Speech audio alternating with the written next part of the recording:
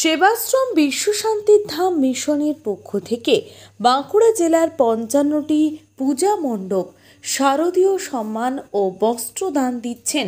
সংস্থার বিশিষ্ট সমাজসেবী পদ্মলোচন পতি। বাঁকুড়া জেলার ছাতনা ব্লকের ভালাইডিয়া, বারবাকড়া, ধনজোক, দুবরাজপুর, লোহাগড়, সুয়ারাবাগড়া, সুখনিবাস, ঝাঁটিপাহাড়ি, সোলোয়ানা, ঝাঁটিপাহাড়ি, চকবাজার, শালুনি, তুলসীদাস গোস্বামী আশ্রম, আরাজুড়ি,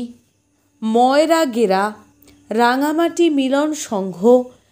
পারুলিয়া নদীঘাট, আগয়া, কমলপুর,